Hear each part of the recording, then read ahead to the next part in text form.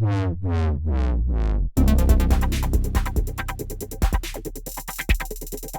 everyone, welcome to Hashtag General. I am your host, Logan Studley, and joining me as always, my other host, Chris Akamura, and because we don't give him enough respect, behind the scenes, Mr. James Olson. Give it up for James. Yay!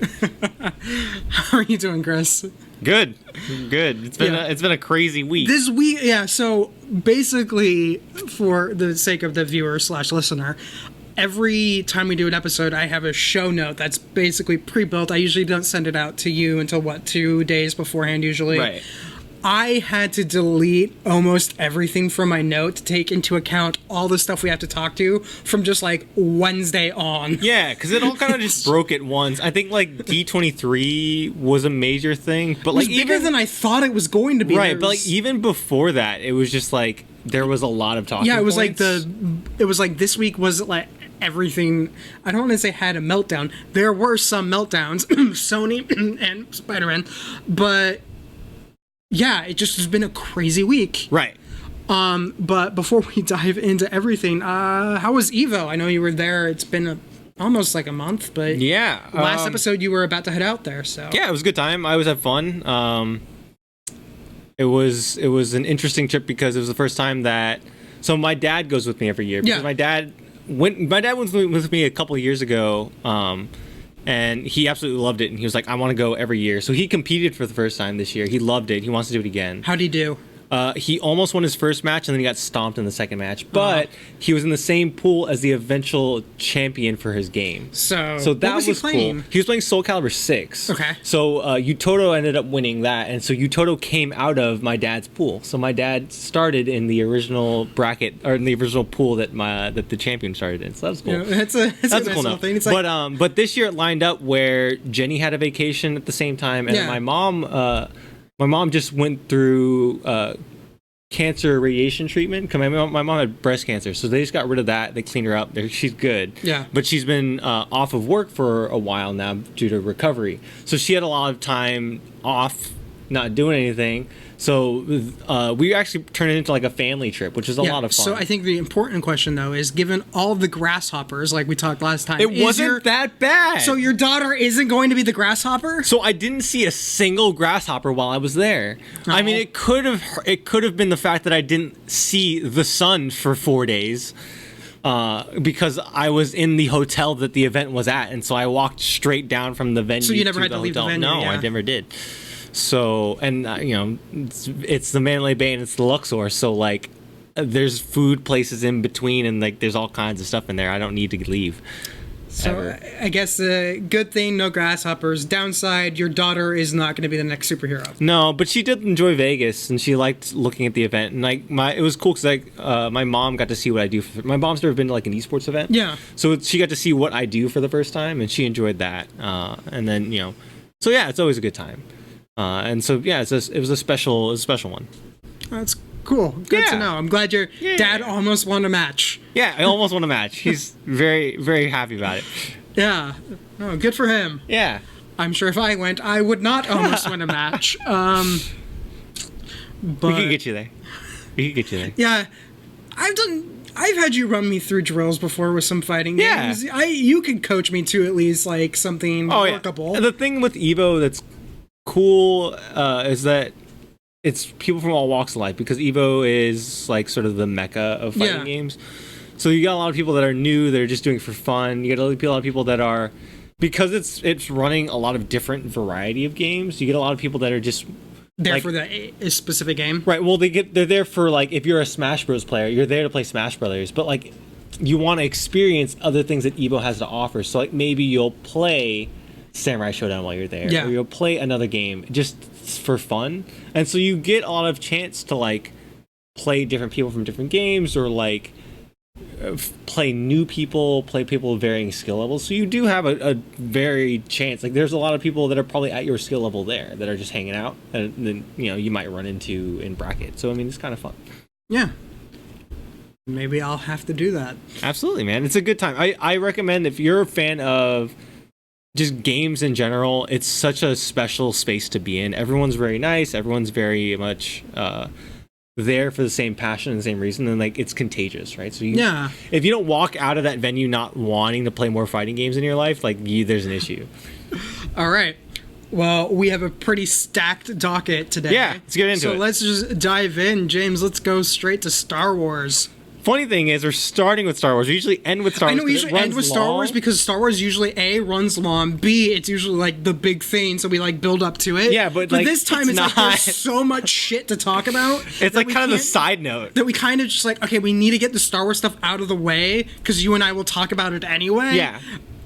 And to get into like all the other stuff. So to start from the top, back at the beginning of the month, was Gen Con over in Indiana. It's if you're not familiar or not a part of like the big tabletop gaming community, it's the biggest tabletop and miniature gaming convention in North America. It might even be one of the bigger ones in the world, but I know it's the biggest in North America. Sure. The reason it's important for Star Wars is Fantasy Flight Games makes a game called Star Wars Armada, which is basically, it's a tactical game where you're controlling the major capital ships, so like Star Destroyers and Mon Calamari cruisers and all that. The reason why it got a lot of attention this year is if you followed Star Wars, there was the introduction of a new ship in the Aftermath trilogy, and it even gets mentioned in Battlefront 2, but we've never seen it. We had no clue what it looked like, and it's the Starhawk class battleship, and it was like the New Republic's first like cruiser that was intended to go head to head with Star Destroyers. Right. And James, why don't you throw those images up? So we finally now know. It looks super cool. It's like if you turned a Star Destroyer on its side. Yeah. But the big thing for me and for a lot of Star Wars fans is we finally now have a canon. This is what a Starhawk looks like. So at the image James currently has on screen, it is on the right hand side, the obvious not Star Destroyer. It just like crescent type thing. Right. It's like got a Nebulon B frigate type thing going on with it. And there's another one in the background, but it looks really cool. And then James, I think there's another image we have where it's from the It's so funny because again, like this would have been really cool and big news like 2 weeks ago. Exactly. Main reason I wanted to talk about it was just to show it. Right. Be like, we finally now know what it looks like. Isn't that cool? We don't have time to really talk about it we need to anymore. move on. But like, I want to talk about this more because I think it's really cool. And I think like, if once you bring it to the films, it could look really cool. And like, it could be some spectacular stuff with it. But there's no way we're gonna have time to talk. There's been some theorizing, like, and hope on my part that maybe a Starhawk might appear in The Rise of Skywalker. Right. And the fact that they're putting this out might be leading us to that. But it could just be that they finally released it, and that's all we're gonna get. Sure. Moving on to the Star Wars Resistance Season 2 trailer. Did you watch this at all? I did. Did you watch Resistance at all? No, I've seen about 2 episodes of Resistance, but I mean, I haven't gotten a chance to sit down and like watch the entire thing. I enjoy it. I think it's great. Yeah, it was definitely. I watched it through. It's more kid friendly than even Rebels or Clone Wars was. Right, that's what I got. That's the vibe I got for it. Which is kind of, I don't want to say disappointing, because they're going for a younger audience with it, so you kind of can't sit there and judge it from the perspective as a 30-year-old Star Wars fan who wants my adult-level Star Wars content. I'm going to be judging it harshly if I start judging it from that perspective. But they did some interesting stuff. It ties into Force Awakens and leads up to Last Jedi. But evidently it's going to be running concurrent to Last Jedi and leading up to Rise of Skywalker. And there was some talk going around, because this is going to be the final season. Sure. There was immediately some talk of, it must have been a failed series. Disney canceled it. But Pablo Hidalgo, who is one of the development people at Lucasfilm, made a comment that he's like, we've been working on this for a few years. We knew where it was going to end up and where it was leading to. And so it sounds like they actually had planned this to kind of be like I don't want to say filler, but I think what it is, and we'll go more into Disney Plus stuff, I think Disney wanted an animated Star Wars show that they could broadcast prior to the Disney Plus release, where they'd be getting Clone Wars, so they needed something to fill in. Right. I mean, and I think there's some truth to that as well, of like, I feel like this might have been a test bed for them of like, how kid friendly could we go where people would still watch? Yeah, and I still watched. There were times where I found it a little trying. Sure. Because of like just the aspect of children's programming. Sure. But then there were other moments where I was like, yeah, actually, if they kind of stuck it with this, especially towards the end, where it didn't necessarily get darker, but was more driven by the narrative rather than like the, oh, hey, this guy's kind of kooky and he's a really bad spy, because he's a really bad spy. Sure. I kind of found it more interesting and actually wanted to tune in week to week, and I'm hoping they keep that up through season 2. Right. But yeah, that's really the only note I have for season 2 on Resistance. Yeah. Comes out, I think, in a couple months, but again, would have been really cool like 2 weeks ago. Yeah, 2 weeks ago. So let's move on to the Star Wars D23 announcements, because there is a lot to go through. First thing, right off the bat, just as a note, Clone Wars Season 7 is going to come out in February. That was confirmed. We don't have an exact date, but we know February. Right. I'll accept that. I'm excited. Can't wait to see it. The only other small thing we want to bring up, and we will definitely want to talk about, is they've revealed the teaser poster for Rise of Skywalker. James, why don't you throw that up on screen? It's so pretty. I love it. I think it's glorious. And by the way, if you are watching and you have a thought, feel free to shout out and chat what you think, because Chris and I could talk forever about Star Wars. So yeah, feel free to give it a shout. It's so cool. And like we talked about earlier, we have theories. Yeah. For days about like what was shown at D23. We're not going to talk about it here, but because we don't have time. Yeah. But this is just such a cool looking poster. Right. And it's so dynamic too. It's so like, God, I loved, again, there was a post on Reddit going back to like all of the pre-release theatrical posters, and like Last Jedi's I thought was great too, with the red. Right, with the red and with Luke on one side, and then I think that Kylo was on the other. Yeah. With Rey holding up the lightsaber, with the saber, in between. Like the original New Hope poster. Yes. But like, God, this one's so, it's like minimalist at the same time as being dynamic and like, oh, it's so cool. It's so cool looking, and they are going all in on Palpatine. Absolutely. 100%. Because this is the thing I said to you right before we were rolling. It's like, when they revealed Palpatine in the trailer with just a laugh, there was a part of me that was like, you know what, I wish this was the reveal in the movie. Right. But, whatever. I think we're all underestimating how much Palpatine is in this movie, given his prominence on the poster. James, can you throw it up again just real quick? He's huge. He's huge. Like most of the poster is Palpatine. Yeah. It's to be fair though, and I think they learned their lesson, but like remember, Darth Maul was in a lot of that episode 1 pre-release like footage, and like they were pushing Darth Maul hard, and that dude's in like 5 minutes. He's in like 5 minutes, but he gives you like some of the best fight sequences. Oh yeah, absolutely. In Star Wars, but Ray Park is a monster. But I'm just saying, let's temper expectations here. The pre-release stuff doesn't always mean it's what we're getting. That's true. But speaking of Ray Park, the fact he's doing mocap for season 7 of Clone Wars, awesome. Okay, we need to move on before. I know. Continue. All right, so now where we're going to start diving in. And you forgot a small thing too. They did officially confirm the Cassian and K2SO series. Yeah, too. I think that was already confirmed back at Celebration. They just confirmed it further. I think I thought it was all rumored. It wasn't rumored. Like, what hadn't been announced is we knew that Diego Luna was coming. I think they were just bringing him out on stage. What got confirmed at Celebration was the fact that they were able to get Alan Tudyk to return as K2SO. Because what the concern had been, and this had been Alan Tudyk's concern evidently, and one of the reasons why they were still figuring out scheduling is because he's Alan Tudyk. He's a fantastic actor, very busy. He didn't want someone else to do the mocap.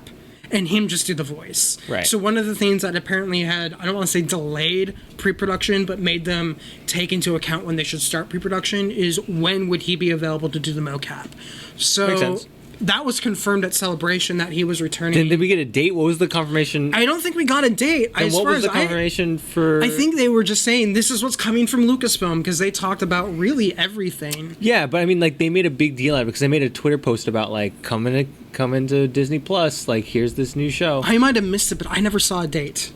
Okay, because like they definitely made. I saw it on Twitter too. They definitely made a post of like, here's the official like art and like, or here's like a thing. Because they apparently they haven't even.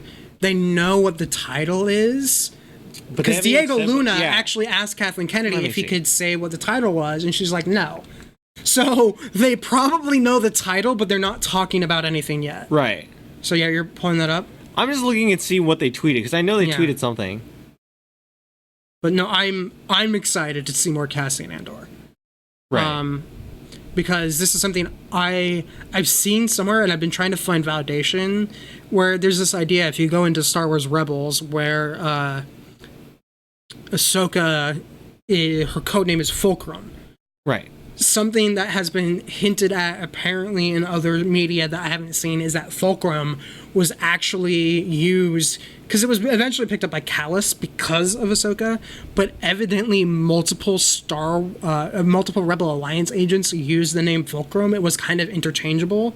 The idea would be if you have multiple Fulcrums, if any one Fulcrum got caught, there was still another Fulcrum out there, and the Empire, it was kind of like the whole cell mentality going in, but I haven't seen anything confirming that's the case, but there's some talk that he might be using the codename Fulcrum in the Cassian Andor series. Right.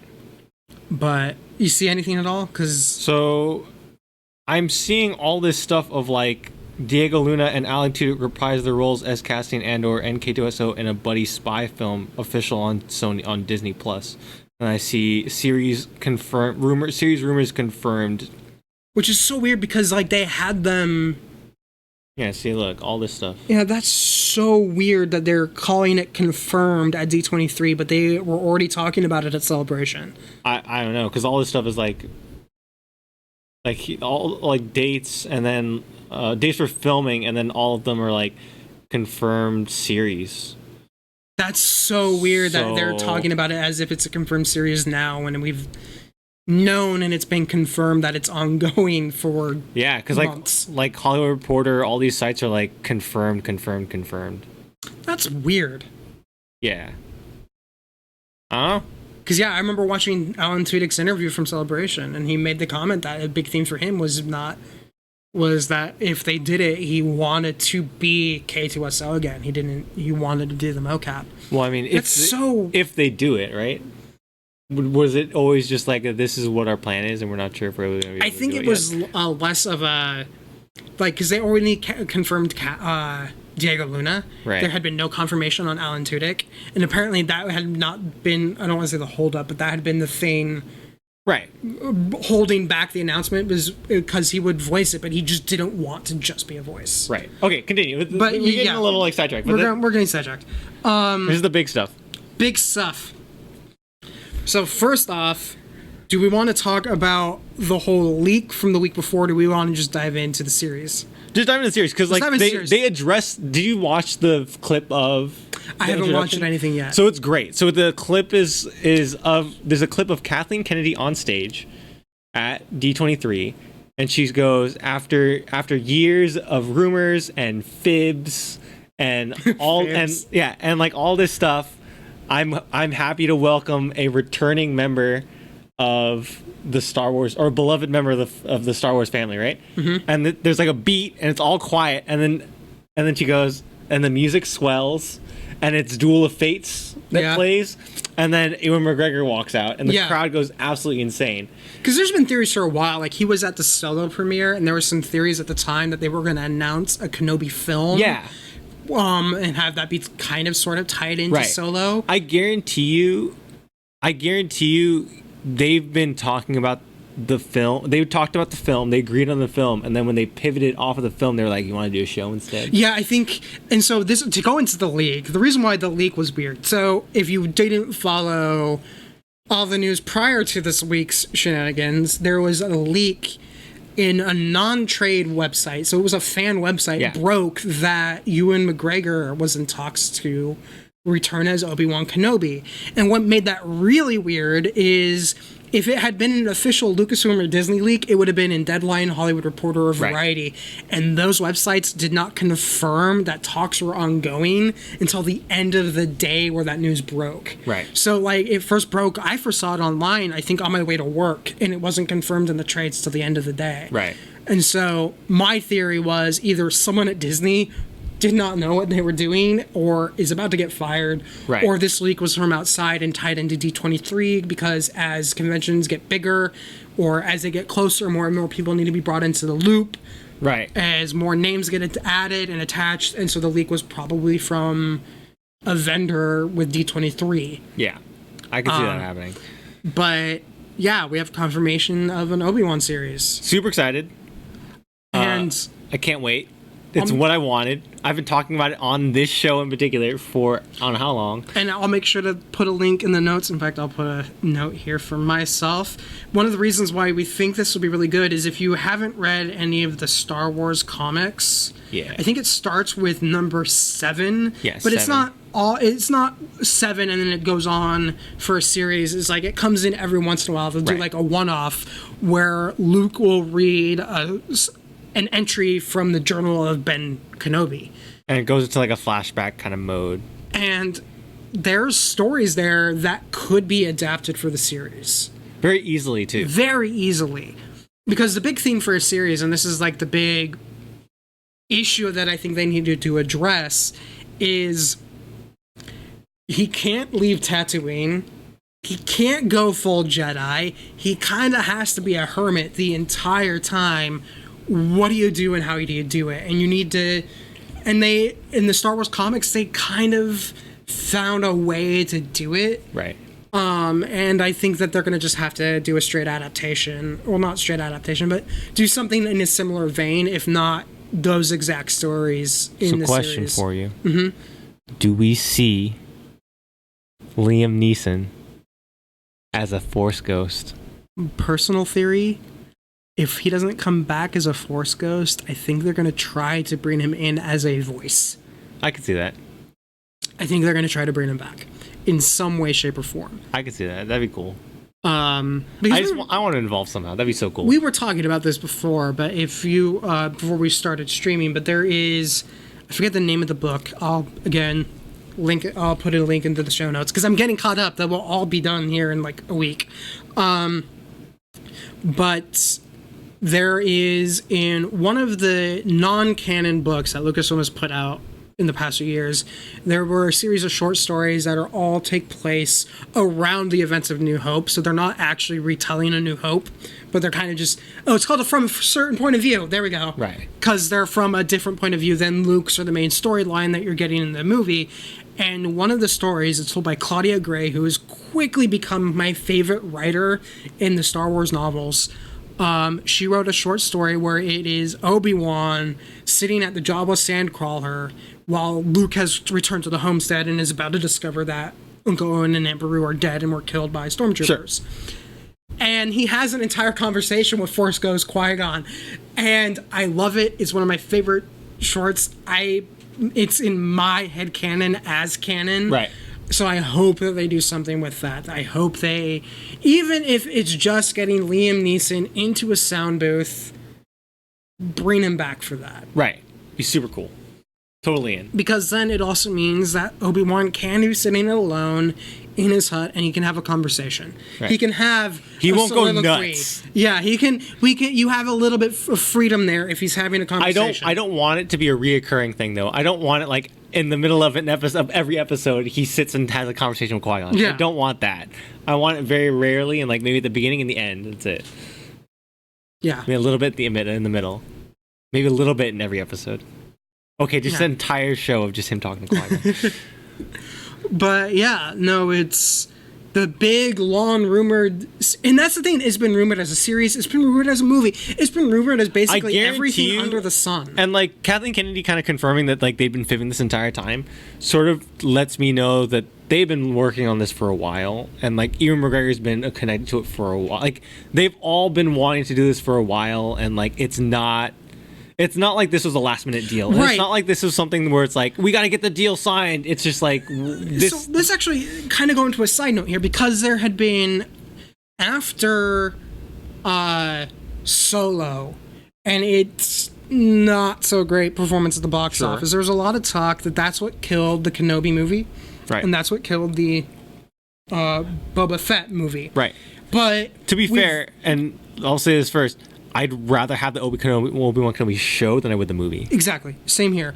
But I think we've learned enough this week to kind of put both of those stories to rest, because there had been a point where everyone's like, the headline was Lucasfilm is canceling shows or series, and there had been a comment from people inside Lucasfilm. It's like, we actually haven't canceled anything in active development, because one of the reasons why people were talking about it is there's that section of the fan base who is wanting everything Kathleen Kennedy or Rian Johnson related to die.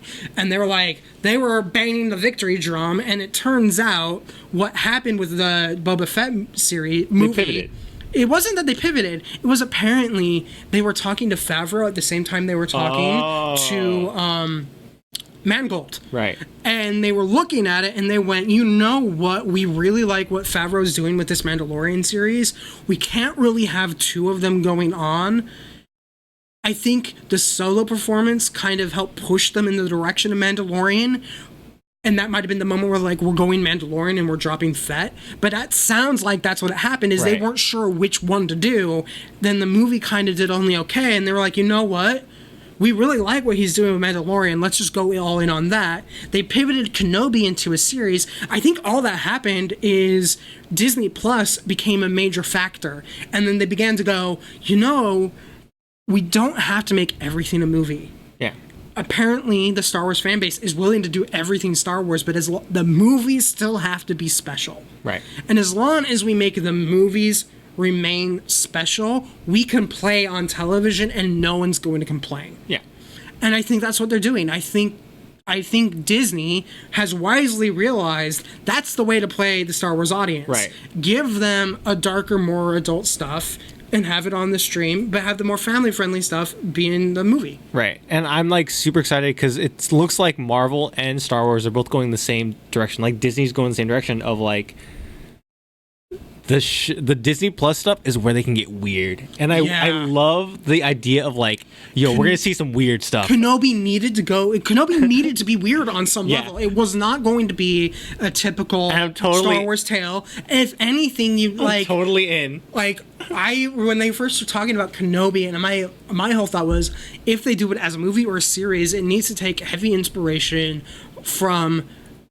Everyone would think I would go with The Good, the Bad, and the Ugly, but I would actually go with For a Fistful of Dollars, which is the first film in that trilogy by Sergio Leone.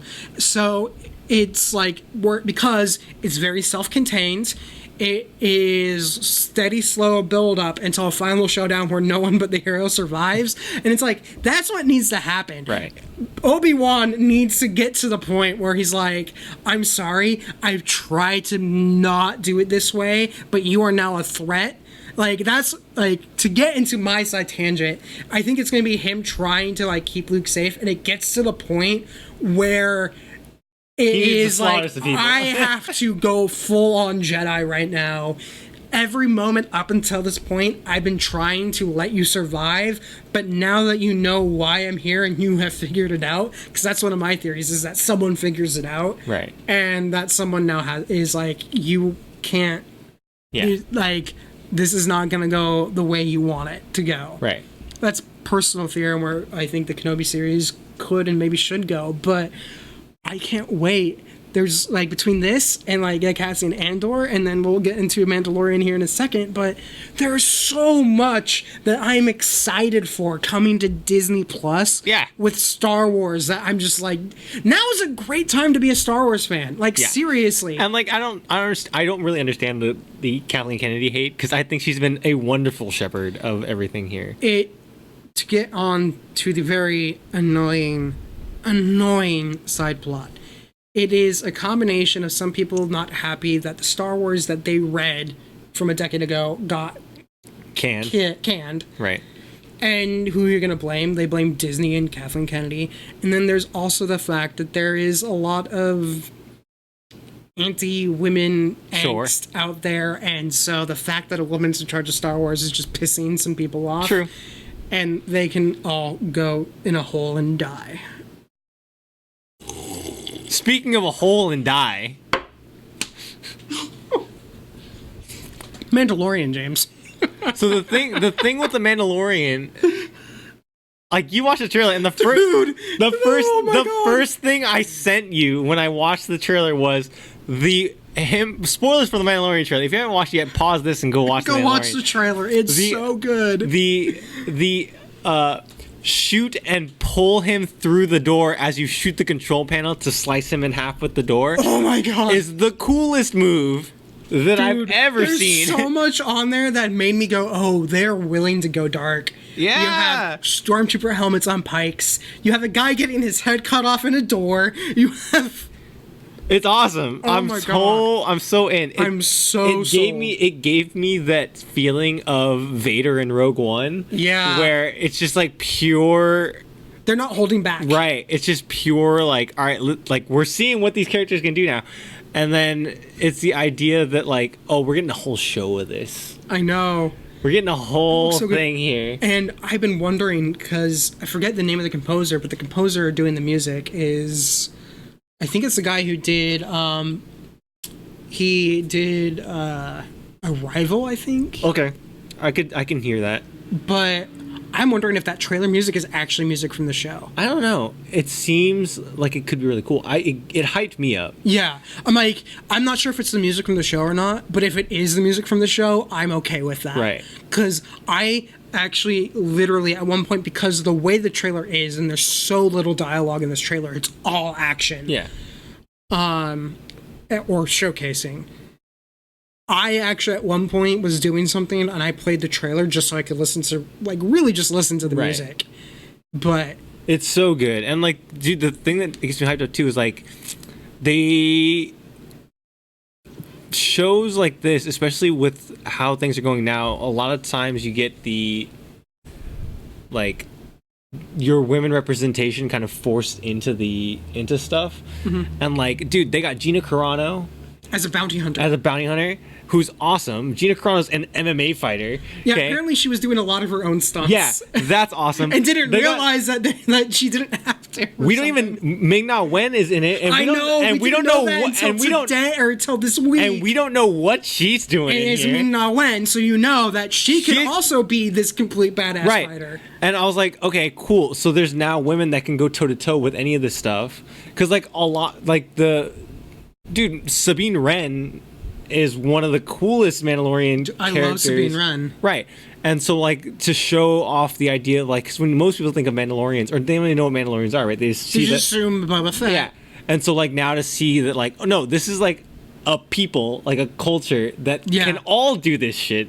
It's going to be so cool. Totally in. It's... They got... Dude, they have an IG unit in there. It's voiced by Taika Waititi. Spinning around, shooting guns. Oh my god. It was such a good trailer. Like, I literally... I don't know what I unplugged or if I unplugged anything. No, you did not. You're good. I did not. We're good. I literally... Because we knew the trailer was about to hit... I stayed late at work just so I could watch the trailer because I was like, I'm not gonna be stuck on the subway or because with my data plan, like my YouTube streams are capped at 480. Right. And I'm just like, no, I will wait at work so I can watch it in its full 1080 glorious. It's so good. It looks good. Apparently same cinematographer as Rogue One. Mm-hmm. You can tell the style too. And it looks really good. everything they've been saying sounds really good. Weekly releases, which made me really happy. I know you were like, give it to me all at once. I can go either way. It doesn't really bother me either way, but I'm glad that they're letting us know, like, expectations wise, what it is, right? And that the thing that gets me excited is, and to kind of rehash those things we talked about before, is the fact that I know you and I are going to have a text message chain going back and forth every week. We're going to be talking about it on the podcast and all that stuff. And it's going to be great to have something other than Game of Thrones that I can do that with. Right. And like, if Disney does weekly with all of these series with Marvel and Star Wars, this replaces Game of Thrones.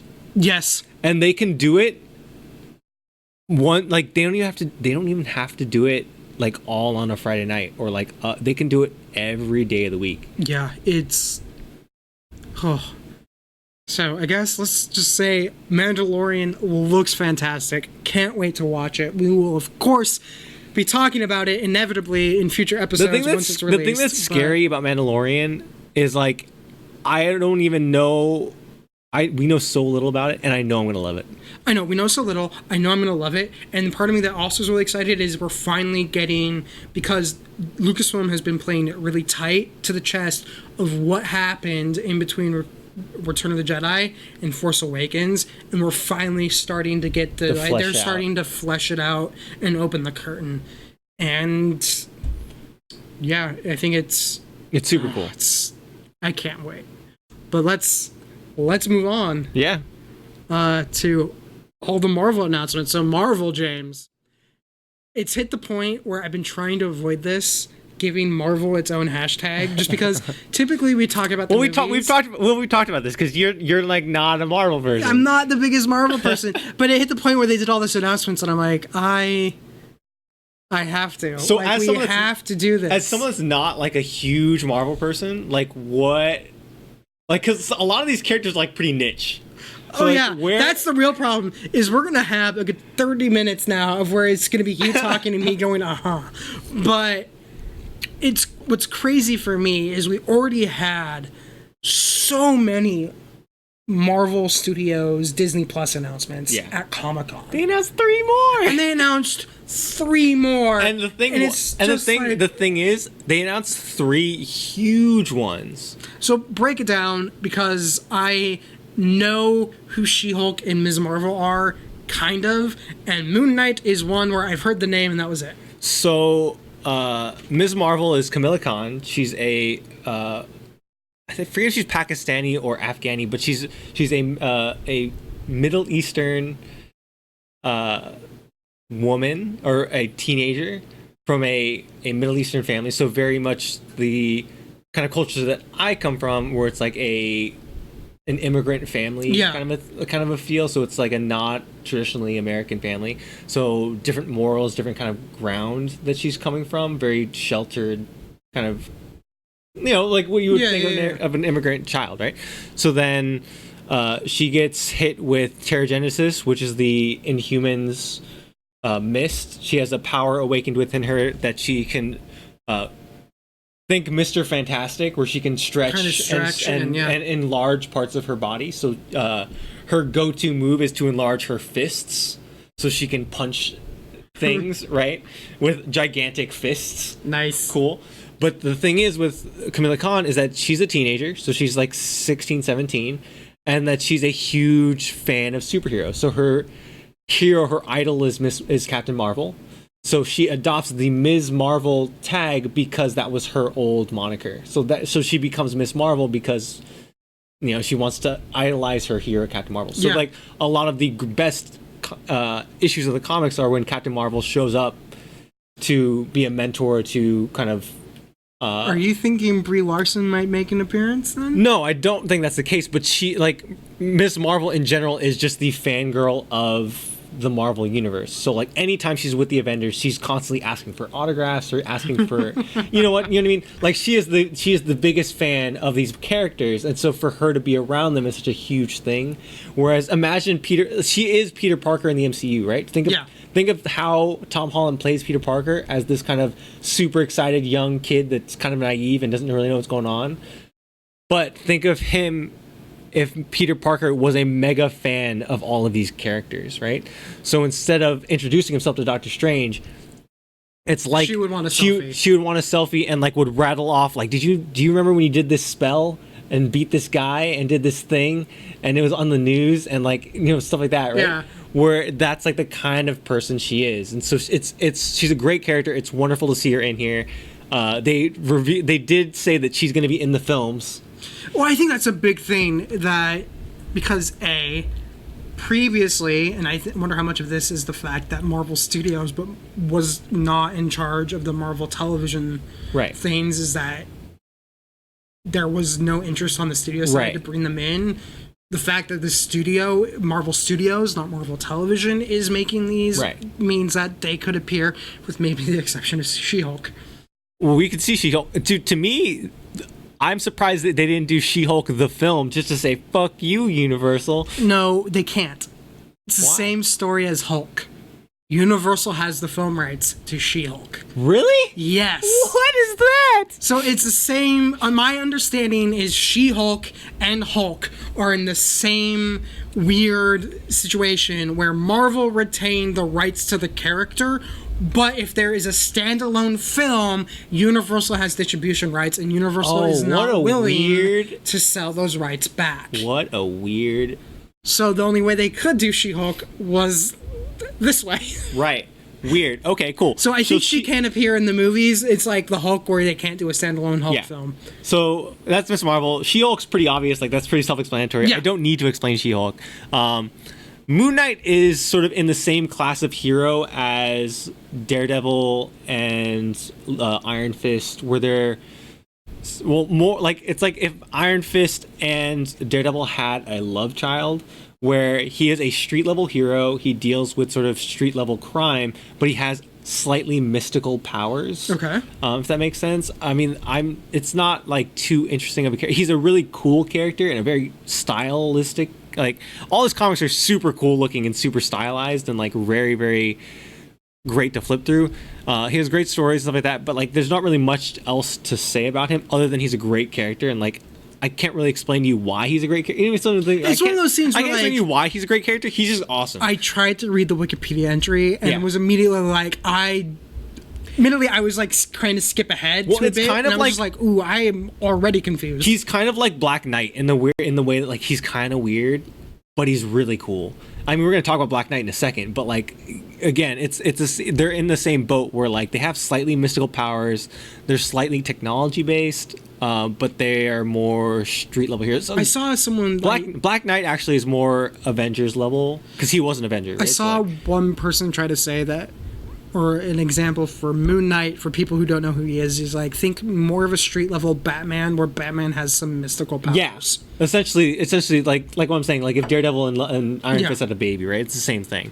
But yeah, he's great. He's awesome. The Batman example is actually kind of spot on. Yeah. So what else was there? There was Eternals. So they announced Gemma Chan's joining the cast. So which is really cool because I think they filmed and cast her in Captain Marvel before she popped. Because like before she was in Captain Marvel, the only thing she was really in that had been kind of public was she was in like that one episode of Sherlock, and that's where a lot of people knew her. Do you remember that episode? No. She plays the Asian like museum caretaker that takes care of pottery and tea sets in an episode of Sherlock. I don't remember where they work with the triads. And I'm talking about the Benedict Cumberbatch British one, of course. Am I like missing the season of Sherlock in my brain? It's an episode where they deal with like the triads or some kind of art. There's like an arts. They're bringing illegal art in from China or from whatever, and so she was part of this ring, or one of her brothers was part of this ring, and so since she knows about it, they have to kill her. So Sherlock has to help her kind of escape, whatever. So that's like the main thing that Gemma Chan was known for when she was cast in Captain Marvel. Then she filmed Captain Marvel, and then Crazy Rich Asians came out, and she popped, right? She became like this mega huge person after Crazy Rich Asians, because she was like, they're like, she could act, she's gorgeous, and she's a great actor, right? So like, okay, whatever, great. cast her in everything now, right? Because like she's kind of that's how Hollywood works. well, because she's kind of become like the Asian actress to cast. Yeah, she's kind of become that new face of Asian actresses, right? So it's interesting to see sort of Marvel say kind of what they're doing right now with Mahershala Ali, where they're like, oh, we wasted them on roles that we shouldn't have wasted them on. No, let's recast them in bigger things. Because apparently Mahershala Ali was just like, I want to be Blade. Yeah, apparently he pitched Feige right, on it. and then he was like, "Cool, we'll just sweep Luke Cage under the mat," even though he's fantastic in Luke Cage. He's so wasted in Luke Cage, I'd say, in some level too. Well, to me, Luke Cage is ruined once he dies. Well, we've talked. The second half of Luke Cage is like really slow. The first half is fantastic. That's how it felt like all the Marvel TV stuff went. Is like the first 8 episodes, you're like, holy shit, this is amazing television, and then the back half, you're like, what the hell? Yeah, where are they going? Why did you just like dive off a cliff? Yeah, it's weird. But where were we? Oh, so they announced that they showed off the costumes for Eternals. They look great. I'm very excited. They also announced Kit Harington is cast in Eternals. Yeah, so he's going to be Dane Whitman, who becomes Black Knight. Again, another sort of weird tech-based, mythical-based hero on the level of Moon Knight, but he is more powerful, and he was at one time a big part of the Avengers cast. Yeah. So Kit Harington's going to be here for a while. Smart move. Isn't Richard Madden also in Eternals? Yeah, so they're reuniting. I saw a post. Rob and I saw a post the other day of the MCU lost 1 Stark in Game 2. Right. So like that's a really cool line. I love that. So the idea of Eternals is going to be great. We talked about this a couple weeks ago when they announced it, of like what the series is, and I saw someone tweet out, no one's going to care about Immortal or Eternals, no one knows these characters. And then someone replied, replace Eternals with Guardians of the Galaxy, and you have a tweet from 2013. Yeah. Right? So, like, Marvel's track record with this has been absolutely... Also, look at the cast. It's like, you're like, there's a part of me there, I'm just like, I just want to know what they're doing with that cast. Right. It's going to be insane. And, like, they did an interview, I think IGN did an interview with Angelina Jolie where they asked her like why she picked this role, and she kind of revealed a little bit of their idea. So she said she loved the script, and they're going to play around with a lot of the time stuff because again, the Eternals are eternal. So the idea is that they are these, like, so Athena, who's Angelina Jolie is playing, is just Athena, the goddess from Greece. Yep. But she just kind of, that was the time that she had come down to Earth to like hang out, and then she went back up to space. So like, and it's the idea of like all of these people. So like Gilgamesh is in here, and like it's all of these legendary heroes and warriors and gods and kings that have like been pulling the strings of the universe for as long as it's been alive. And so it's them sort of their lives throughout this, millennia and infinite time. So with her saying that they're going to play with time, like long spans of time, tells me that they are doing the entire thing like that, which is going to be crazy to think about. I know. It makes me wonder how long the movie's going to be too. Right. Are we going for like a 3-hour? Well, you can't, because it's not, like it's one thing to do Guardians of the Galaxy where it's like a quick, very in and out story. It's going to be hard to do a long story, like a 3-hour Endgame style film with characters that you don't know. Yeah, it's really hard. I mean, unless it's very compelling and like it's awesome. What else did they announce? They did. Then we got a release date for. Black Panther. This was an interesting one. So the Black Panther gets the coveted May spot.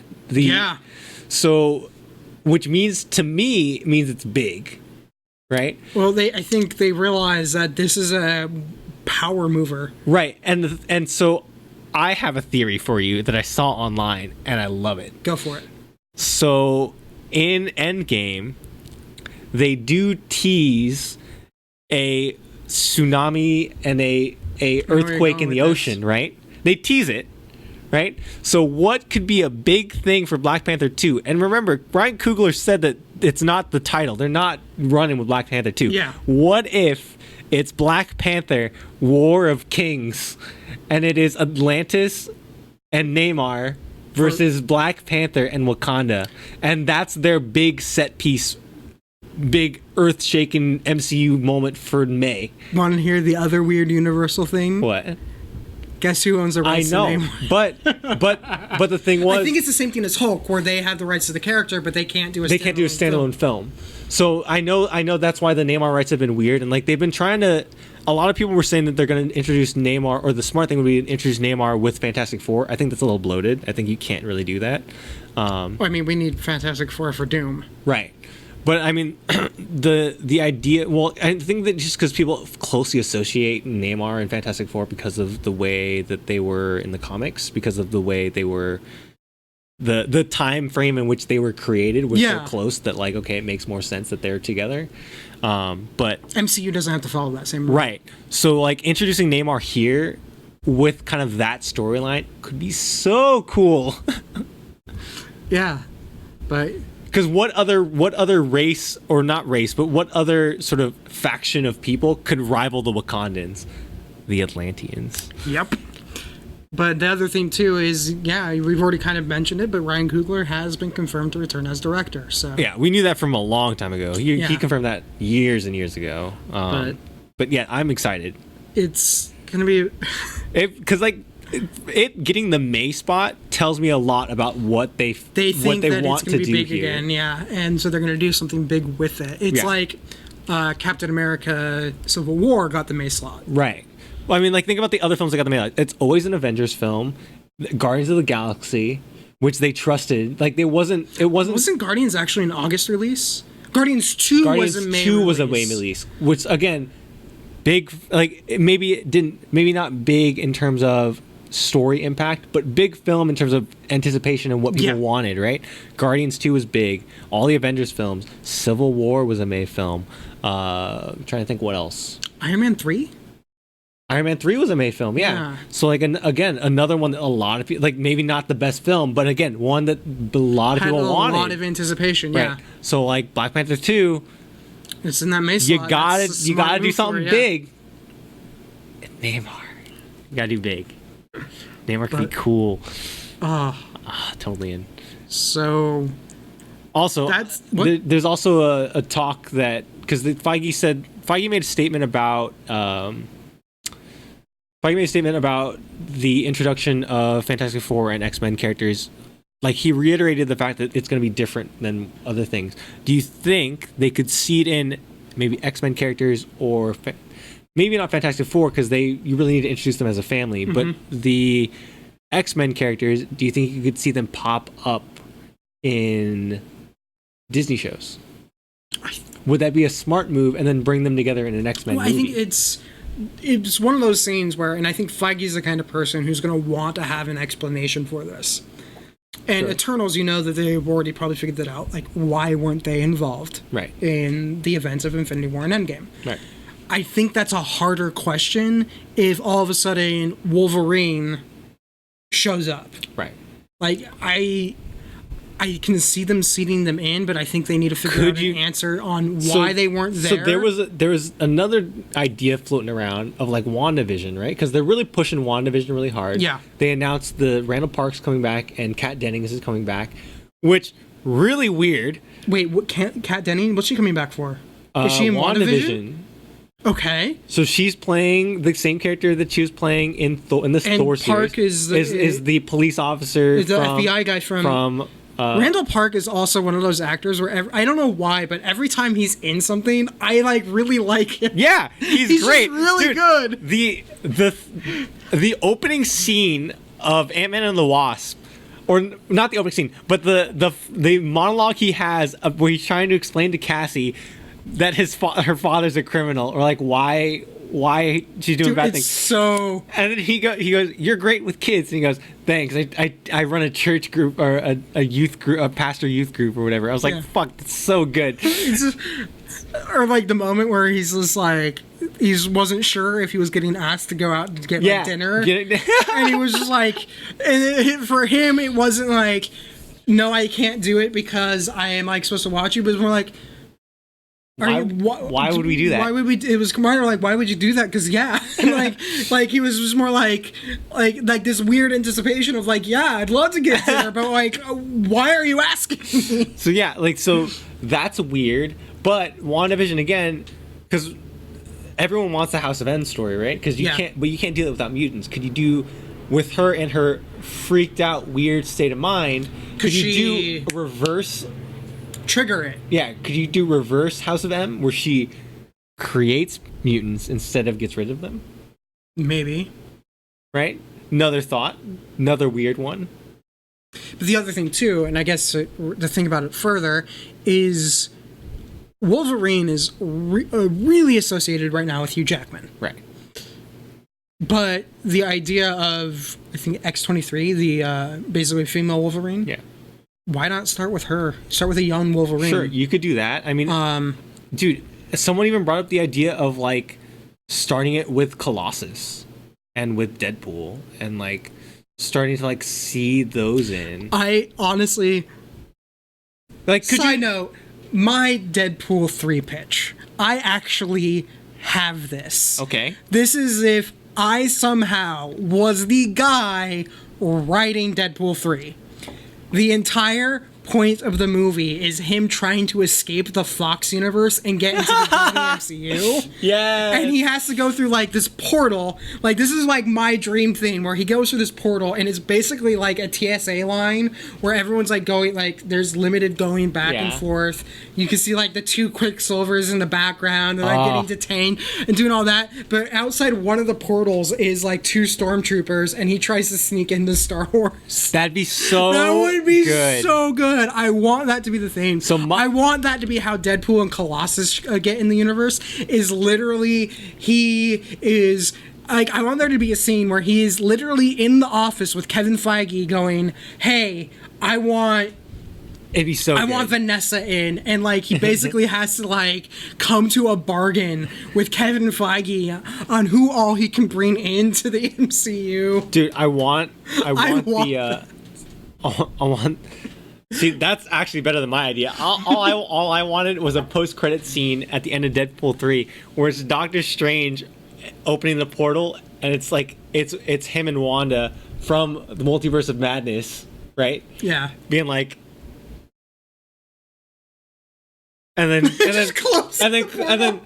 not close the portal, but just like leaving, and then Deadpool like jumping into the portal before it closes. That could actually set up Deadpool 3. Yeah. Where it's just him walking around the multiverse. Have that be the ends of Multiverse of Madness. Or pull another Endgame and have him go through the history of the MCU, just randomly walking through scenes. You could finally have him with Spider-Man. Yeah. But like make it so he's just kind of in the background, not just kind of hanging out, just watching stuff. It's like, hey, I'm trying to read the newspaper, and it's like Battle of New York is going on in the background. It could be great. Oh, there's so many good opportunities for Deadpool 3 if they just play up the idea that they did push Deadpool really hard. They showed all the footage in the opening ceremonies. They showed the footage during the Marvel panel. They have posters with Deadpool on them at D23, so they're pushing real hard. They know what they're doing with him. So yeah, so I have a feeling that's going to be one of the things they do. Is I think that they're going to sneak him into the MCU, but they have to recognize the fourth wall aspect of it. Yeah, so I kind of just want them to go all in. You gotta do it. Like, because if we got a Kevin Feige scene in Deadpool, that would be just worth it. Yeah. But I think we should move on to, this is still Marvel adjacent, but let's go to movies, James. So, part of the big craziness of this week is, as I've been phrasing it, the Disney-Sony divorce over Spider-Man. It's the separation, not the divorce. Yeah, why don't you give a rundown? Because you might actually have been able to follow it more closely than I have this past week. There were a lot of rumors. So basically it came out that like that Spider-Man's out of the MCU. There was a deal in place prior to this of if the deal for like, so both of them had an opt-out clause to begin with. Yeah. Like either one can opt out of this deal at any point in time. There was a concern. There was there was a part of the contract was that if Spider-Man fails to hit $1 billion worldwide box office, that that rights would fully revert back to Sony and like the deal would be off, right? So Spider-Man Far From Home not barely, but like it took a longer than expected to hit the $1 billion mark. You mean Homecoming? Because Far From Home did fine. Far From Home, Far From Home has already crossed the $1 billion. No, I know it already did, but they expected it to cross faster than than it did. I didn't know that bit. Yeah, so like I think they were expecting the first week when it really took about 2 to 3. So they were slightly concerned. They knew it would hit, but it kind of gave pause of like, oh, this wasn't as fire as we thought, because I think the thought was coming out of Endgame that it was everyone would go right. It was just going to be, which is what happened with Iron Man 3. Right after Avengers, there had been nothing until Iron Man 3. And so everyone was like, there was a lot of anticipation. Right, which is why Iron Man 3 did so well, despite being a less than up to par movie. What's weird is it did as well as a lot of later Marvel releases, but it also did it way earlier than like most of the Marvel series caught up. So from my understanding was both Disney and Sony both expected that to do better, and it didn't. So that was a cause for concern. So they went back to there was one more Spider-Man film on the table for this deal, and then Sony opted out. Yeah. So then they went back to the table to try to renegotiate and try to figure out a way to compromise. Marvel pitched. There's a lot of like rumors. So many rumors of like different deals and different offers. It's either 30% or 50%.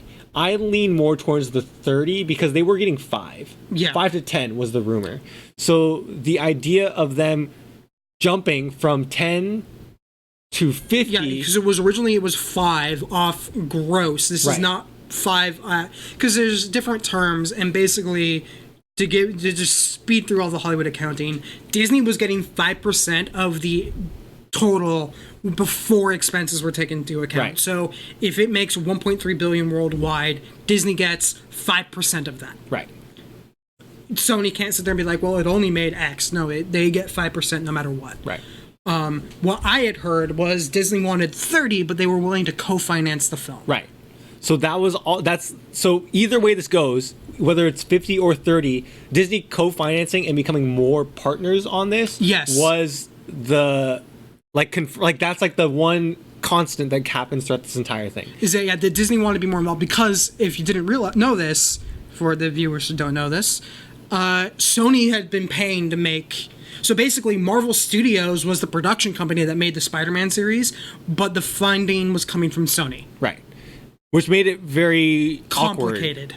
Awkward. Yeah. So there's also, from what I read, and I don't know how much of this is true, there's a lot of animosity from the Sony executives that Feige got a lot of the credit for the success and the love of this new Spider-Man, that they felt like they were owed some of the credit. They felt like they were owed some of the credit. There's also the fact that there's some things I've been reading is saying that Sony, after the success-ish of Venom, thought, well, why do we need them? Why do we need Marvel? We could do Spider-Man on its own. Right.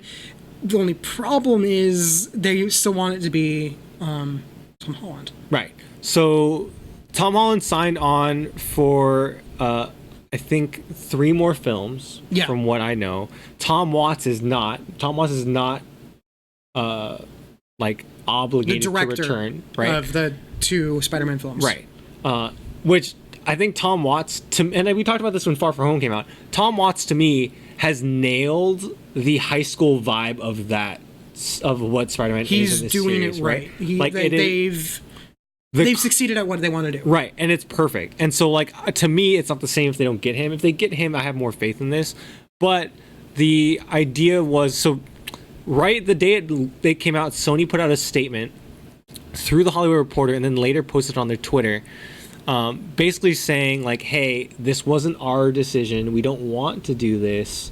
But Disney wanted... They literally said Disney wanted Feige's attention on their newly acquired properties, meaning X-Men and Fantastic Four. Yeah. I call total bullshit. No one believes that. Everyone has been saying that was PR spin from Sony. Right. And so it was them trying to get like ahead of it. They didn't. Their stock prices plummeted. And plummeted, I don't use lightly. Like, they below half of what it was in a day. Really? Yeah.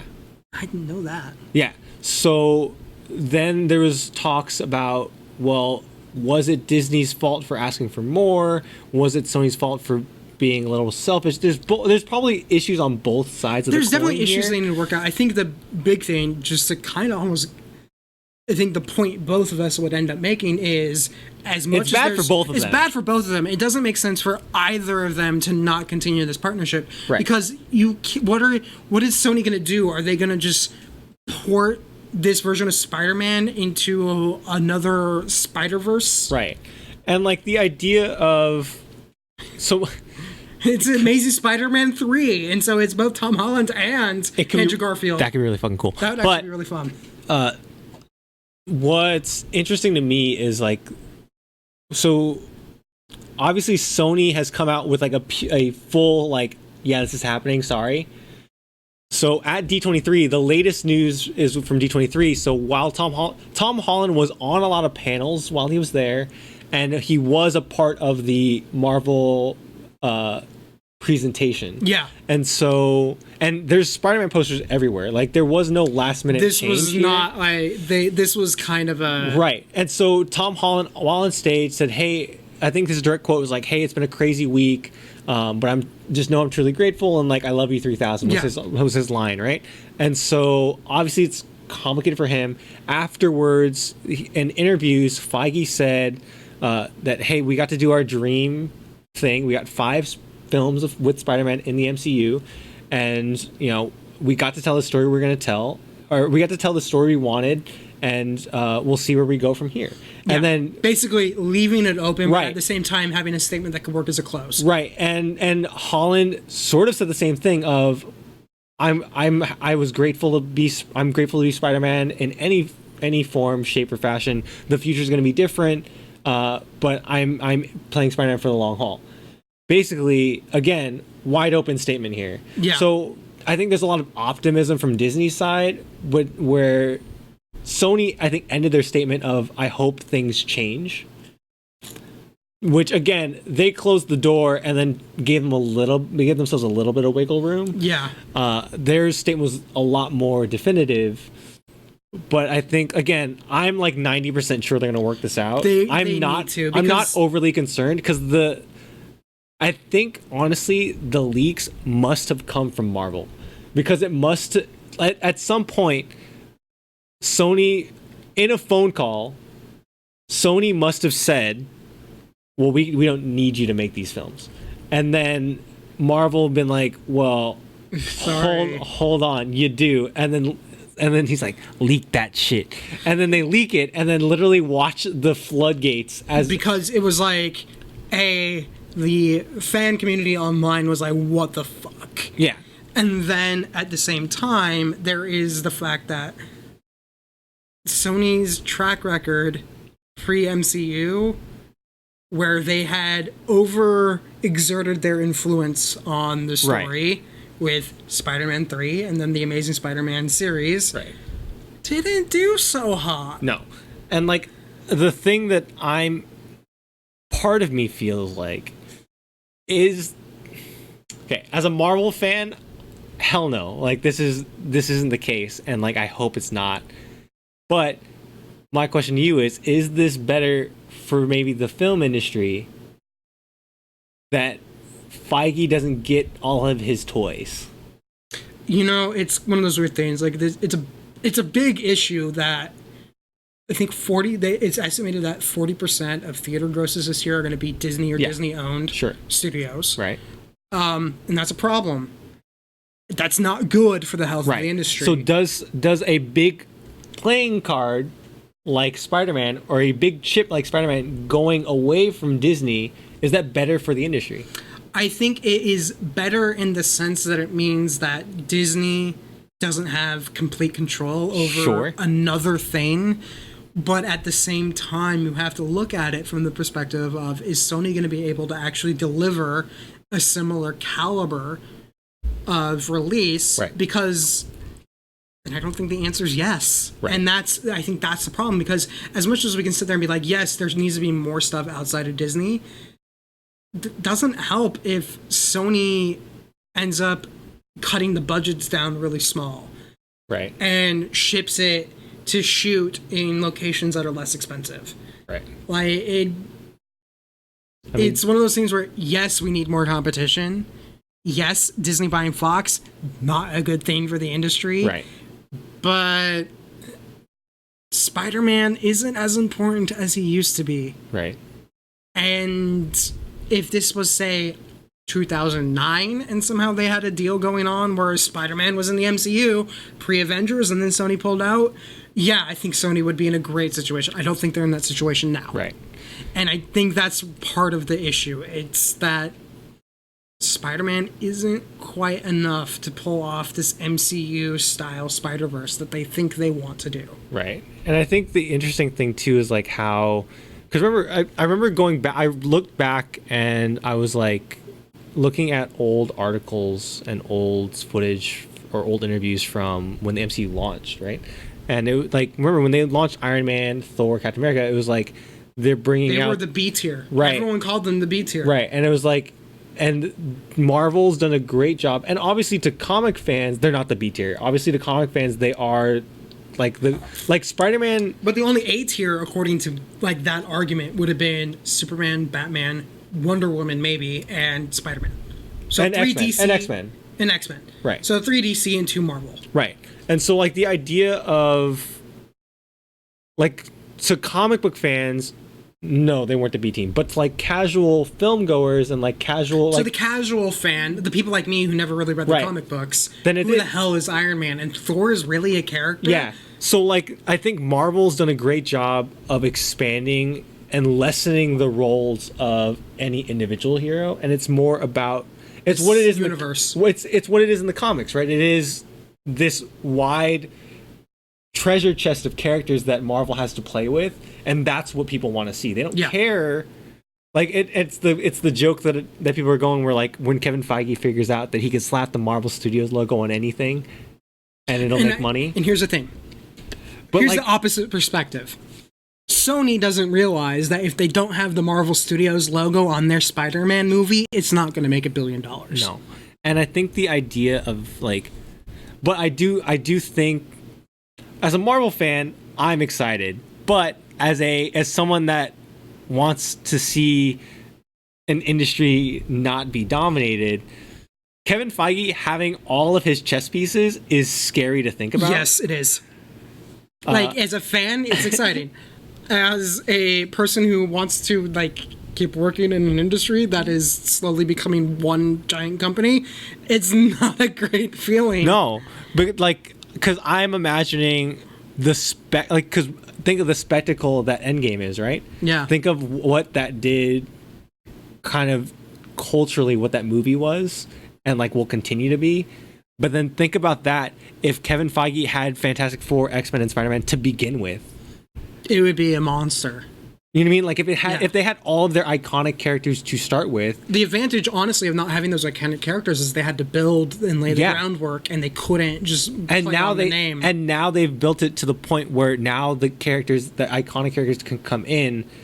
Dude, they can introduce Fantastic Four into this universe already. You can introduce X-Men into this universe already, and it just works. Those movies are going to be huge. Yeah, I think the real problem is Spider-Man that Sony's going to face, and this is the problem the MCU will face, is the end credit teaser from Far From Home. The way that... I mean, if you think about it, the MCU doesn't really have a problem. Because the MCU doesn't have a problem because the end credit teaser of Spider-Man doesn't apply to the rest of the MCU. True. I mean, it doesn't impact the greater MCU, but it means that there is a story of Peter Parker and Spider-Man that won't be told within the MCU. Sure. But the idea of Spider-Man coming back, or like, trying to think the best way to explain it, like, you could very easily transition it because Far From Home is very much about Peter Parker becoming his own hero and becoming out of the shadow of Iron Man, right? And becoming his own person, where you could just say, like, that's the end of his story in the MCU. Like, now he's off having his own friendly neighborhood Spider-Man adventures, right? Like, he's just off doing his own thing, where, like, you could have someone have a throwaway line of, like, hey, where's the kid? It's like, you know, he's done with the big time stuff. He's back to, you know, he's back in his neighborhood, whatever. You know, like, you can have that throwaway line like that and make it very easily. Yeah. It's very hard for Sony to do it without mentioning MCU stuff. I know, and that's gonna be the big thing, is that it's like, what do you do? Like, it's, if they really want to break out of the MCU aspect of Spider-Man, what they really ought to do is sit there and go, you know what, we have 2 more films with this version locked in, let's let Marvel run with them, but after that we're done. Right. It makes, but then again, they're not going to make a narrative decision, they're going to make a financial one. Right. But yeah, you know, it just is one of those scenes where the story broke and it just was like, what the hell is going on? Yeah, it was such a random thing to break on, like, a random Tuesday. A random day, and then it was just like everything melted. See, again, to me, that means they had a call didn't go well, and then Disney's like, leak this out. And then, leak this out and watch the world burn. Apparently, based on who wrote it, some people think it's actually a Sony leak. Really? It got leaked because they originally got leaked to Deadline, and the Deadline writer is well known for having inside information with Sony. But why would Sony want to leak that? Were they overconfident in their? I think it was. A lot of people think that what's happening is we're seeing negotiations over PR. They're trying to, like, throw weight, and so I think Sony's whole thing was they were hoping that if they say that Disney was asking for this outrageous deal and that's the reason why Spider-Man's not returning to the MCU, the fan base would turn on Disney, and it backfired. Right. Oh, I do want to bring this up and clarify too. So a lot of people were saying that Disney's being greedy because they were getting 5% of gross, like you said before, as well as 100% merchandising, and they weren't willing to give merchandising to Sony at all. In like, Sony sold that, right? So that's Sony's own fault. That's my point. Of people keep bringing it up of, like, of Disney's being greedy. The merchandising rights have nothing to do with the films at all. Sony had merchandising rights for a while. They were split between Disney and Sony, and then Disney bought them. Right. Sony sold them to Disney. Right. So again, this, like, in terms of this deal and, like, the idea of Spider-Man in the MCU, the merchandising rights have no say. The merchandising deal wasn't wasn't that an amazing Spider-Man era decision? So it wasn't, because again, people were bringing up the idea of, like, wait, they want 5% and 100% merchandising? It's like, no, they've had that. They've had that for a long time. That has nothing to do with the film deal. Like, that's completely separate and not related at all.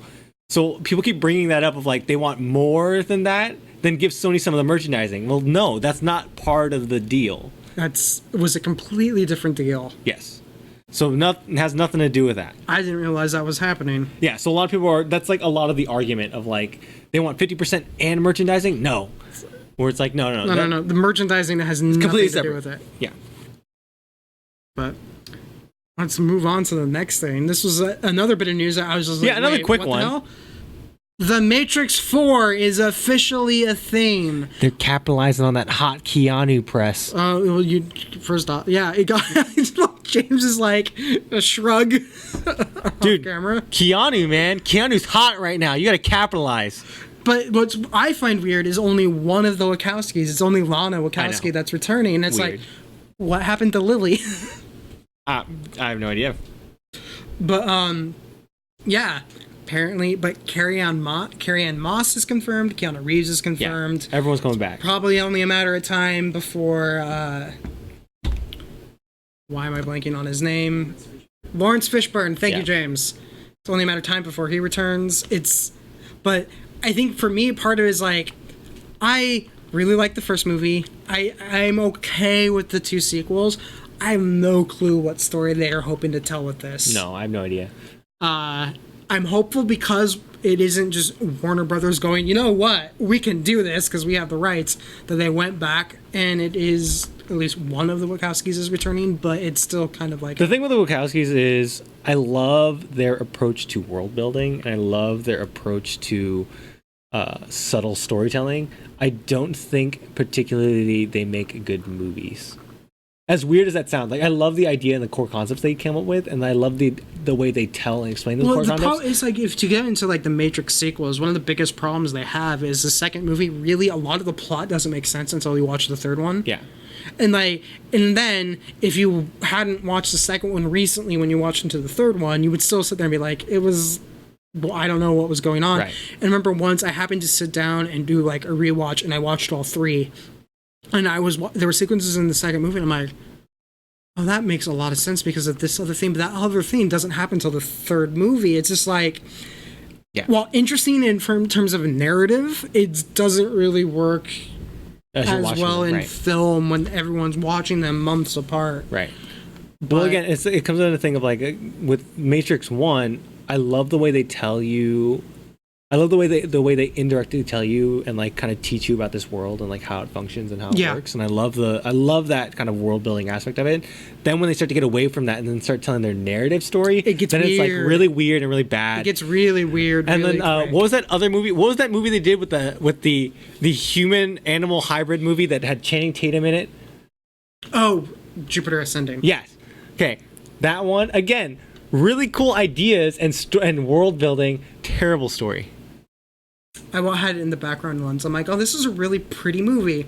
Too bad the plot makes no sense. No, but the ideas of the movie are really cool. Yeah. But, yeah, The Matrix is returning to a cinema near you. Whatever. Oh, I'll watch it. Yeah, that's kind of how I'm like, you know what? Yeah, I'll go see that. I'll watch anything with Keanu in it. But, yeah, let's move on. Let's keep this train rolling because we have two big things left on the list. What's left? TV. Oh, okay. Okay, so we did that already. The only TV left is Disney Plus. No. We have the other thing. This is the only item that survived my cleansing of the week, and it's only because you and I had like a weird text chain about it, and we would have talked about it if we had been able to record 2 weeks ago. Okay. And it's Lord of the Rings on Prime. Yeah. So I'm confused. It's weird. To give everyone a quick rundown, they announced some of the key individuals who are working behind the scenes on the show a month ago. So again, we would have talked about this 2 weeks ago, but we didn't record. One of the people is Tom Shippey, who is one of the premier scholastic one of the premier scholars of Tolkien and his mythos. Great news, because that means that they are taking great care to make sure that this film series stays true to the spirit and intent of Tolkien. That's great. A German site gets an interview with him, and he starts to break down some of the stuff about the deal that Amazon has with the family. And what's weird is the two things. One, they can't touch the First Age, the Silmarillion, what everyone knows is like the big early period of like Tolkien's magnum opus is the First Age of Middle-earth. It's all about the elves. It's all about Morgoth. It's big. It would be epic. You could probably, if you told it as a TV series, it would be really hard. But a lot of the big stories that people talk about outside of Lord of the Rings and The Hobbit, The Fall of Gondolin, Beren and Luthien, Children of Húrin, that's all First Age. They cannot touch it. They cannot reference it unless it's you can't tell a story about it. Right. Like it's like you can touch it as in, oh yeah, he's the descendant of so and so from this, but you can't like retell that story. You can dance around it pretty much. You can dance around it. Same thing with the Third Age.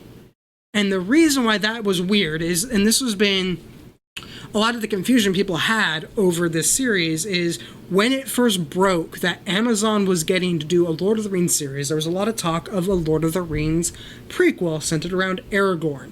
Because where it got confusing is the rights of the Third Age, because Tolkien sold the rights to The Lord of the Rings and The Hobbit to a producer, Saul Zaentz, back in the 70s. And everything that has been made in The Lord of the Rings since then has been licensed by his production company, because Saul Zaentz died in, I think, 2012. Right. But the estate still has the rights to Lord of the Rings. So the confusion was, wait, how did the Tolkien estate sell the rights to The Lord of the Rings to Amazon? And some people theorize that maybe he only had film rights, so he didn't have TV rights. So maybe they sold to Amazon the TV rights for Lord of the Rings. Turns out no. It turns out the family only technically has the film and TV rights for the appendices, kind of, in the sense that apparently Saul Zaentz also has the rights to the appendices because they're in Return of the King. Right. So you can't touch the Third Age at all. And my whole thing was like, wait, what the fuck did Amazon buy? They spent, I think, what, $250 million? Yeah. On Scraps. Where the Second Age, we have a bunch of notes that Tolkien wrote. We have a timeline of things that happened. We kind of know the story, but we don't really have, like, here's the story of the Second Age in Middle-earth. We know the events. We have a timeline. Basically, they spent $250 million for a timeline with dates, with a bunch of names attached. And I was just like... You gotta have a top writing team to do that. What the fuck? I would not, if someone had come to me, and I think, because my first thought was, they approached Warner Brothers and HBO initially, and my first thought was, Warner Brothers was already licensed Lord of the Rings from Saul Zaentz. That could be one way of just sidestepping it. Hey, we're going to sell you expanded rights, but the story broke. The reason why HBO passed was because they wanted to double down and focus on A Song of Ice and Fire, because Game of Thrones was so big that they didn't want to divide themselves between two fantasy universes. I think what it really was is they saw what the Tolkien estate was selling and went, you want 250 for that? Hell no. And they just noped out. This is a bad deal. Yeah. But I thought about it some more, and I think this might be Amazon's plan, and it's the only way that this bad deal makes any sort of sense. Lord of the Rings is so big that there's no way in the hell that you could get the rights with how big fantasy is right now, that you could buy them from Saul Zaentz for a small sum of money. You just couldn't. No. So if you really wanted to do a Lord of the Rings television series and The Hobbit as a television series and do all that stuff, you would have to make a major investment to where that $250 million might actually be a smaller trial balloon. Sure. The more I think about it, the more I think that this series is Amazon going, you know what? We would love to do a Lord of the Rings series. We do not want to put the money into it unless we know that it will actually deliver. We can buy the rights from the Tolkien estate to take care of that whole back end, what would be a big issue if we bought the rights from Saul Zaentz, because then they wouldn't be able to talk about Second Age. There's still the confusion over who owns what in the Third Age. Well, we could already bypass that by buying the rights from the Tolkien estate. We can do a Second Age series. If people are on board and enough people watch, Then we spend the money. then we spend the money on the Third Age content. I'm like, okay, now it makes a bit of sense. Sure. If that's their plan. But if that's not their plan, this is a garbage deal. Well, yeah, I mean, it's the same thing that Legendary is doing with the Pokemon series, right? Yeah. Like, did I explain this to you before with the Pokemon series? No. So, the Golden Goose of the Pokemon series, of like sort of storytelling and like where like what fans want to see the most, like where Nintendo and the Pokemon Company have sort of hit their nostalgia the most, is with the original games, right? So it's Pokemon Red and Blue, or Green if you're in Japan, and it's in the Kanto region, right? It's the original region of the Pokemon series. It's the original 150, right? The ones that like kicked off the whole thing. That's like where all the nostalgia lies. That's where all of like the good faith is. That's where all the characters are known, and like everyone knows who these people are, right? Yeah. And then anytime they do an anime or like any kind of thing that's set in that series, all their numbers go up. Yeah. Anytime there's cards with like in that series, numbers go up. When they remade the games for the Switch, they went straight to that one first. Yeah. Right? All that stuff, right? That's where they hit, and that's where that's where the money is. Yeah. Right? So Legendary, the idea and the rumor with Legendary is that when they signed a deal with Pokemon Company to make movies, they were like, give us Detective Pikachu first. And everyone's like, why? Why Detective Pikachu first? Because it's a small story that not a lot of people know. It's kind of like off the beaten track. It's not a great story. It's kind of whatever, right? But the idea was, if we can nail this, if we and can get deliver this this right, and get it right, and it makes money, then we can do the Golden Goose. We can bring out the Golden Goose, and that no one's going to be sitting there questioning why we're doing it. Right. That makes sense. So the Detective Pikachu movie was like the test bed, and like obviously it did really well. Yeah. So like there you go. It's the same thing here. Yeah, it's just a test bed. That's kind of because I was thinking about it too. I'm like, if there's any, because right now, Warner Brothers or a traditional media company, with maybe the exception of Disney, $250 million just for the rights is ridiculous. Right. But if you're like Apple or you're Amazon, or even on some level Netflix, but not really anymore, like maybe like 5 years ago, that's a drop in the bucket. And if you think that this might lay the foundation for stuff in the future, then it makes more sense. But otherwise, it's just kind of a bizarre deal. Right. And then like you kind of run the risk too of like if this pops, then Warner Brothers goes, oh, well, we already have Lord of the Rings rights. Well, this is what's weird, is that they actually have reverted to Cell Saints. Oh, okay. So they could, in theory, also I think they only bought film rights. I don't think they ever bought TV rights. Oh, really? Weird. It's weird. It's also back when that happened too, though. This idea of a combined universe was like not a thing. No, but you would think like you would just do both because it's like you get a better deal, right? And so then, if that's their end goal is to turn around, make a series, pitch it to success, because Amazon, unlike Netflix, actually advertises their shows. Yes. Like, I knew all about The Boys. I still have to finish it. Really good. But Amazon is willing to actually market their shows. Right. If they're able to make this a thing and it's a big, successful thing, then it makes sense to go to Saul Zaentz and be like, we will give you this huge, gigantic sack of money so we can remake Lord of the Rings, the actual Hobbit, the actual Lord of the Rings, not this second age prequel. But the cool thing too is, if you do it that way, you have told the entire story of the making of the rings and the collapse of Numenor, which is really a cool era to play in. It just doesn't make sense to have that be the only era you can play in. So I think that's Amazon's game plan. Right. Otherwise, what the hell are they doing? I don't know.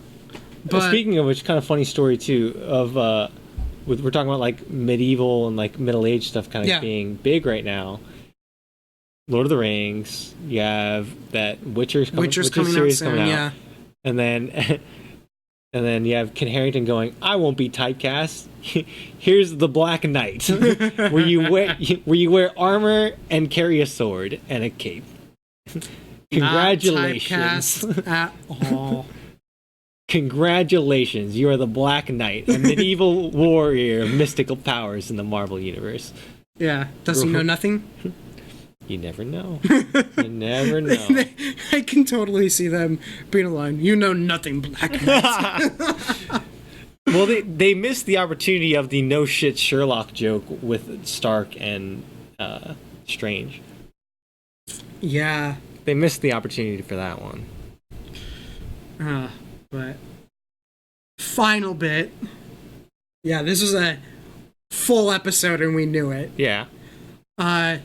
We've talked a lot about Disney Plus. Yeah. But let's actually talk about the business side of Disney Plus. Who the fuck isn't buying Disney Plus? Because here's the thing is, that $7 price, it was like kind of like a no shit buy with all the content they have. But then, because you said this, and I think you were right until recently, this idea that since Netflix has become synonymous with streaming, they're going to be just almost impossible to take out. Right. And then Disney turns around and a few weeks ago announces they have a bundle where you get Disney Plus, ESPN Plus, and Hulu for $12 or $13. $13. Which is the same price as Netflix. This is like a knockout punch. Yeah. So Disney's taking over because, like, at this point, there's no reason to not get Disney Plus, or at least the bundle. There's no reason. Yeah. Because, like, there's nothing that Netflix provides, at least from like a general consensus standpoint. Like, there's nothing that Netflix provides that Disney doesn't have an answer for in some way. Yeah. And Disney also has a bunch of stuff that everyone likes. They're hugely popular. And it's we didn't even talk about like the other shit they announced for Disney Plus. They have like Jeff Goldblum, like the Jeff Goldblum series, which is just him doing random shit. Which what else would you want in a show? If you're not watching the Jeff Goldblum show, something's wrong with your soul, and you need to go die in the fire. Okay. That might be a little extreme. No, you need to go. You need to go to your local church and have them give you an exorcism because something's wrong with your soul. Okay, if you don't want to watch that Jeff Goldblum show right now, if you haven't watched the trailer yet, go ahead and watch the trailer. Watcher, and they just left the moment you said that. Yeah, thank you. Congratulations. Listen to your Lord and Savior Jeff Goldblum. Okay, then. They announced they're rebooting Lizzie McGuire, which that's cool and speaks to my childhood. Whatever. Then there's the High School. There's the High School Musical, the series. Wait, High School Musical, the series. Right, which. Again, not a huge High School Musical fan, but the concept is just brilliant. It's this weird meta show. You got to go look at the trailer. It's great. To give you a quick idea of how it works is they're not rebooting High School Musical. It is its own standalone series where the entire point of the series is they decide to put on the musical for school. They're putting on High School Musical as the drama production. Yes. So it's awesome. Then you have a Phineas and Ferb show, which is great. I love Phineas and Ferb, and my daughter will watch that. They have a Monsters University show where they follow like students around Monsters University. Fuck, that was the best part of that movie. Okay, then they got Ask Forky going on. All of these shows again produced by Pixar. It's not like they're getting like secondhand people to make this stuff. Isn't screwing around. No, this is crazy. They just keep pumping these things out like candy. It's the thing too is because I was talking with my sister about it, and did you see what they're offering? What the $8.99 gets or the $7.99 gets you? It gets you 9 accounts, 4 simultaneous streams, and 4K. Yeah, it is a great deal. It is a bonkers deal, and same price as Netflix. If you had to choose between the two, if you just need to get one. You get the cheaper Disney Plus too. You save $4 if you just want Disney Plus. And that's the thing though, is it used to be the standard was you have Netflix and something else. I think it's about to switch to you have Disney and something else because it hits a lower price point. The bundle is the same price as Netflix, and I think the big thing people haven't started to realize is everyone talks about how expensive HBO is because we all have this idea of HBO is premier. Right. It's more expensive. You're paying more. I think Netflix subscription is what, $12.99 now? My subscription for HBO now is $14.99. Netflix is almost as expensive as HBO. Yeah. And what content do they have that isn't going to be carried by Disney? Isn't going to be carried by someone else or Amazon. Right. If you're an Amazon Prime member, it's like it's getting harder and harder to rationalize Netflix. I'm excited for Witcher. I really like Stranger Things, but why wouldn't I just sign up for a month and cancel? Right. Or if you're in my situation where it's paid for by my cell carrier. Yeah.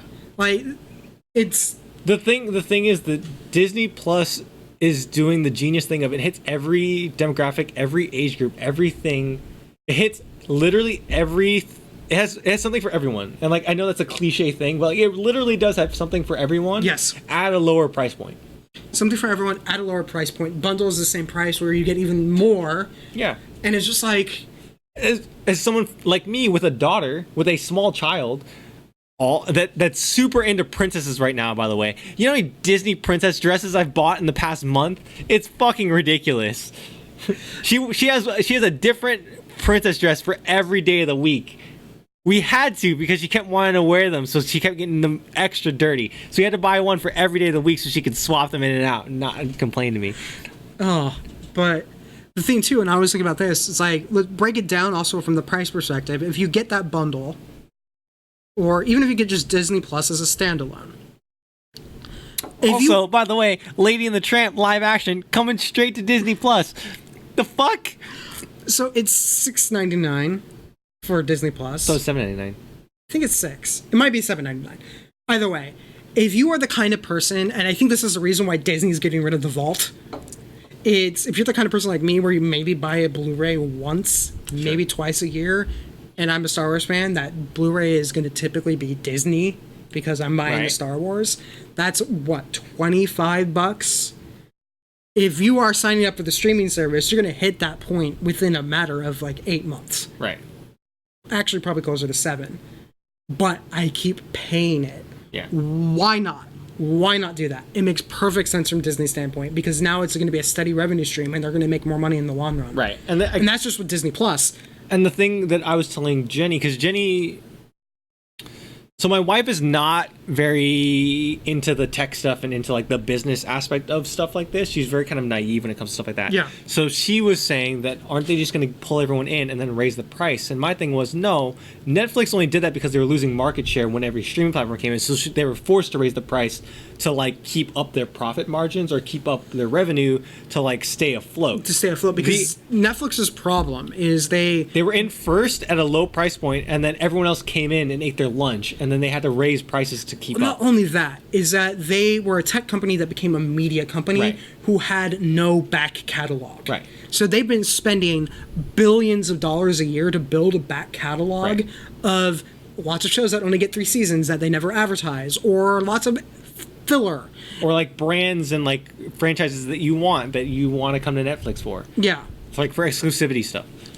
So they've been spending billions to do that, and so they had to raise their price to keep that up. Right. Disney doesn't have that problem. No, and the thing with Disney is like, again, since they have something for everyone at the super low price point, if they get everyone in now, they'll never have to raise prices.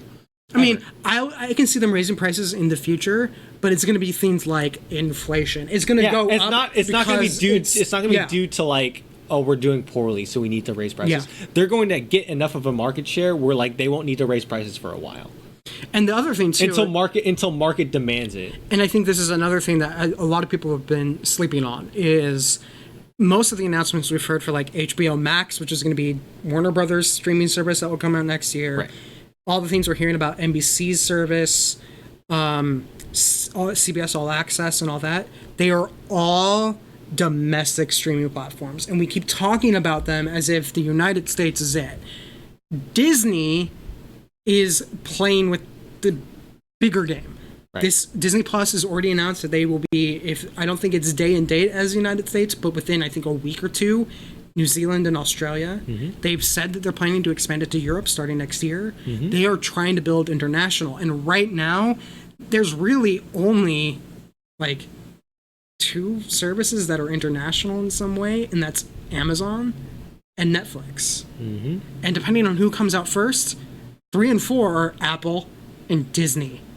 As much as we all think about CBS and Warner Brothers and NBC being major players, because they're major players in the domestic market, if they don't rethink how they handle their back catalog and how they sell it to markets internationally, they are going to only be hurting themselves in the long run because they are leaving the international market on the table. And that's going to be the big difference between, like, say, Apple. As much as we're all like, why is Apple, it's going to be another streaming service, why do I want it?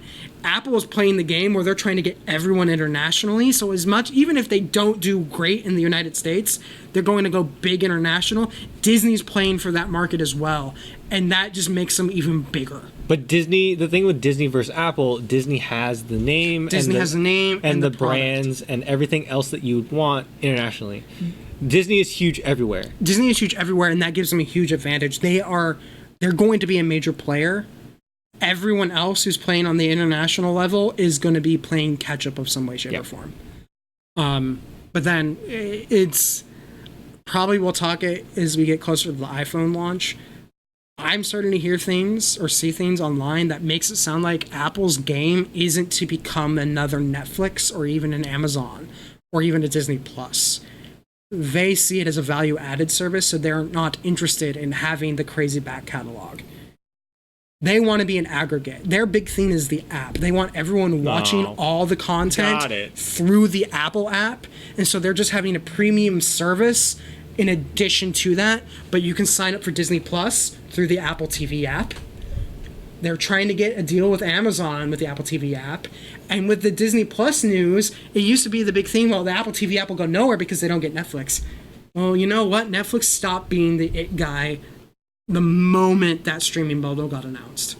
Yeah, I mean, like, personally, I thought Disney Plus was going to be huge even before that. Oh yeah, it was going to be huge even before that. But this is like, I think this is the point where we went, oh, Disney Plus is going to be huge, but to where we started talking about it being the knockout blow to Netflix. Well, like, the crazy thing is, I literally, as much as I love Stranger Things, as much as I love, like Orange is the New Black, when that was coming out, like all the stuff that Netflix has done, that's great, that's good shows. You can sub content for a month, right? Binge it because they put it all at once. I can rattle off the 20-ish, 30-ish things that are coming to Disney Plus in the first 2 or 3 months that I'm more excited about than I ever was for Stranger Things. Yeah, and that's. I'm sorry. Yeah. Like, I think that's the problem Netflix faces, and that's the reason why I put this on here. It's just literally like Disney. We all were. Everyone's like, oh, Disney knew what they were doing. Yeah, they knew they had a way that they can enter the market, enter strong, and just curb stomp people. Curb stomp it. Yeah, and it's just like oof. Yeah, it's pretty exciting. Yeah, it's. It's hot. But that does it. We have finally burned through the entirety of our list of topics to talk to about. Surprisingly enough, since we kept it short with the Star Wars segment, ended as accordingly as like you usually end. Yeah, like this is longer than like we've gone at this long before.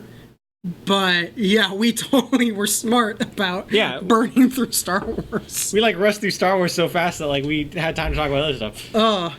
But I think that does it for us. James, let's roll credits. Please like, share, subscribe. If you're watching on YouTube, hit the bell so you actually know when we post stuff. We will be doing some gaming streams coming up soon that we aren't ready to announce, but they're really, really cool. I'm excited. They're going to be really fun. So we will be starting to announce that stuff with our next stream. You guys can see us in... Oh, but final thing before I say see us in 2 weeks. We keep joking about how I need to share and post in show notes. I'm getting through the backlog. Everything should actually be up, posted, and live, ideally by the end of this week, if not the beginning of next. So, hey, you can actually see and find everything. But other than that, we will see you all in 2 weeks. Have a good one.